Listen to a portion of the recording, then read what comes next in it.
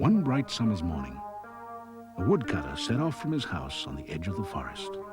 In the house, a little girl watched her mother preparing food, which she packed carefully into a basket. The little girl was called Little Red Riding Hood, as she always wore a red cape with a hood that her clever mother had made for her.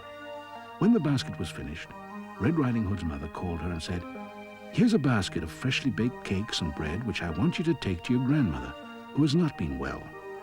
Take care as you go through the wood, stick to the path, and don't stop to talk to strangers on the way. And when you've seen grandmother, hurry back and let me know how she is." "Yes, Mama," said Red Riding Hood, and went on her way. She began to wend her way through the wood, where she had been many times before with her father, the woodcutter.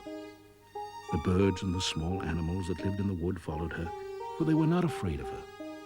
After a while, she stopped to pick some flowers, thinking that they would make a nice present for her grandmother. Then she saw some prettier flowers among the trees away from the forest path. She became so excited finding prettier and prettier flowers that she quite forgot her mother's advice to stick to the path and didn't even notice when all the little animals scurried away. So when a shadow fell across her path, she was quite surprised to see a tall stranger standing next to her. "Good morning, my child," he said. He was a big, bad wolf. But Red Riding Hood didn't know this and answered politely, "Good morning, sir." "Tell me, my dear," said the wolf, "where are you off to on this fine day?" "I'm off to visit my grandmother who lives in the woods," said Red Riding Hood. "But I fear I have lost my way." "And what do you have in your basket?" inquired the wolf. "Oh, freshly baked cakes and bread for grandmother," said Red Riding Hood. "And your grandmother, does she live alone?" asked the wolf. "Oh, yes, quite alone," said the little girl. The wolf looked at the basket and licked his lips, for he was very hungry. But he thought, "If I can wait a while, I might make an even better meal." So he said, "Well now, allow me to lead you back to the path so that you can continue on your way." "Thank you," said Red Riding Hood, as he led her back to the path. "Now, does your grandmother live far from here?" asked the wolf.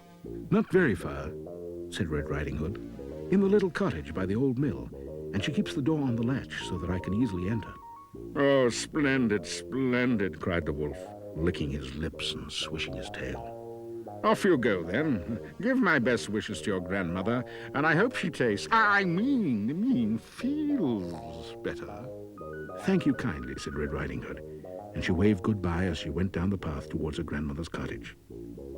Now the wicked wolf knew the woods well, and ran off using a shortcut that brought him to the cottage long before Red Riding Hood. He peered in at the window to see if the old woman was really alone, and then he knocked on the door. "Who is there?" "It is me, Red Riding Hood, with some food from Mama," said the wolf. "Lift up the latch and come in, my dear," said the old lady. The wolf opened the door and leapt towards the bed. The old lady was so frightened she fainted clean away. The wolf was about to eat her there and then, but his sharp ears picked up the sound of Red Riding Hood approaching through the woods, so he quickly bundled the old lady into a closet, dressed himself in her nightgown and cap, and jumped into bed. Red Riding Hood approached the cottage and knocked at the door. "Who is there?" cried the wolf, pretending to be the old lady.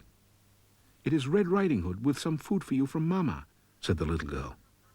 "Lift up the latch and come in," said the wolf, snuggling down under the bedclothes. Red Riding Hood opened the door and peered in.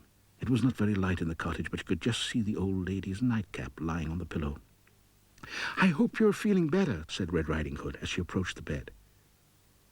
The wolf did not answer, but his eyes gleamed.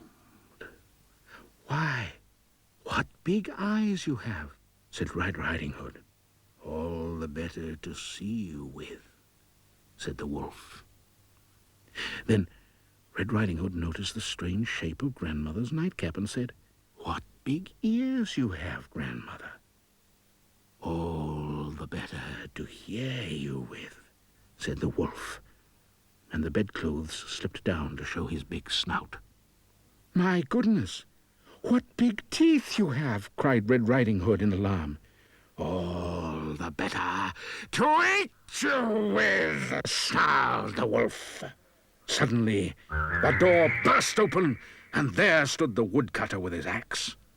The wolf glared at the woodcutter, but he knew that he stood no chance against that mighty axe, so he leapt through the window and he ran for his life, never to be seen again. Red Riding Hood was so frightened she was crying and trembling. Her father put down his axe to comfort her. Then they heard a noise from the closet. The woodcutter opened the door, and there was poor frightened Grandmama, wrapped in a shawl. After they'd comforted her and put her back into bed and given her the cakes and bread to eat, she felt much better. Then Red Riding Hood and her father left the cottage and made their way home safely. But from that day on, Red Riding Hood took care not to stray from the path and learnt to be on her guard with smooth-talking strangers.